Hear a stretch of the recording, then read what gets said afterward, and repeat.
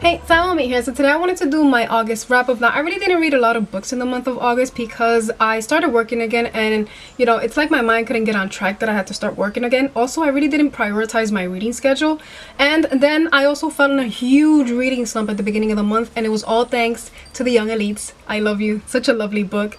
And I was in a huge reading slump for like 12 days, I can say 12 to 13 days, because every single time I would pick up a book, the only thing or the only character that would come to mind was Adelina Amontouri, and I was like, oh my god, when is this gonna stop? But when I finally got out of my reading slump, I did pick up a graphic novel, and the one that I picked up was Amulet by Kazu Kibuishi.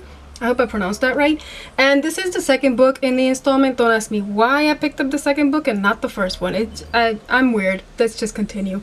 But I really did enjoy this book, and it has me very enthusiastic to read the first one. So I really want to read the first one because there's something that happens to the prince, and the prince does look like he is a very redeeming character. And I really did enjoy the artwork in this story, and the writing also. The story was really good. It had a very beautiful message. I really did enjoy it. But I really want to continue this series because I did enjoy this book, and I gave it a 4 out of 5 stars. The next book that I picked up was Illuminated by Amy Kaufman and Jay Kristoff. Now, I really didn't think that I was going to enjoy this book because this is sci-fi. Now, I really do love TV series and movies that deal with sci-fi, but I was like, let me pick up a book that actually talks about sci-fi. And I was like, well, maybe you never know, I might like it.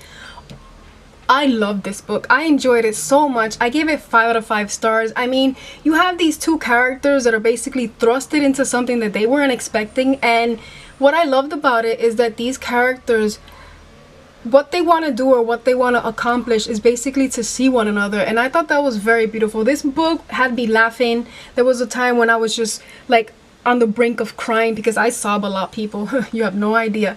And then at the end I was like, yes. But it was a very emotional book, can I say, because it did have me like a little bit of a roller coaster. But I really did enjoy this book, and this book is told in such a different and distinctive format. I mean, it's told through dossiers. You have military surveillance, and the military surveillance footages were just so hilarious. You also have coded messaging. It's just something that's told very brilliantly and very different, and I really did enjoy it. Now, with this book, the planet of the main characters is invaded, and once they're on the ship just ready, to leave and escape and whatnot, the problem is that they have a deadly plague that has been unleashed.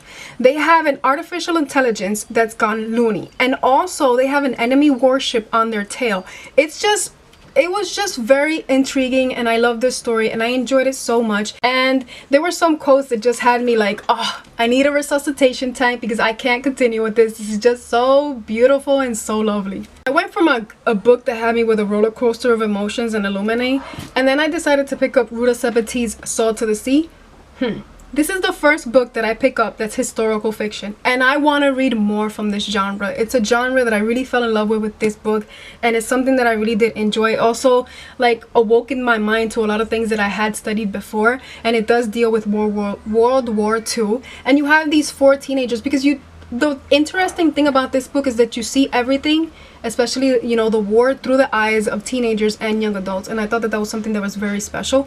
And also, you can tell the amount of research that was put into this book. It was just spectacular to read, and I really did enjoy it. And you get this ambience of World War II, and obviously everything that Hitler did, and I really enjoyed this book. I mean, it is a sad book, and these characters, I was rooting for these people so much, and I highly suggest to anybody to read it because I really didn't know about that specific destruction. About what's the ship called?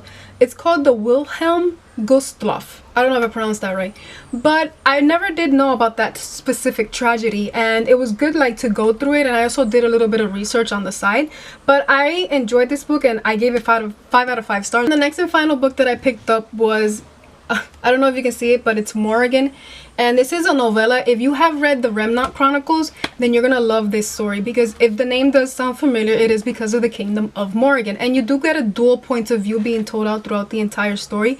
And the other protagonist, which is the guy, the love interest, he does have kind of an Arabic name, but he has this kind of brute force to him, like he was a barbarian. But I really do love that he does evolve as a character. And Morrigan, I really did love Morrigan and everything that this character went through, and I really did enjoy that book. I gave it 5 out of 5 stars. It is a very quick read because, like I said, it is a novella, but you get to know the story of Morrigan and how was it that the kingdom was created and everything that she went through, and I really did appreciate it. those are all the books that I read for the month of August. If you want to let me know your books that you read in the month of August, feel free. We'll chit chat down below. I want to thank you for watching, and until next time.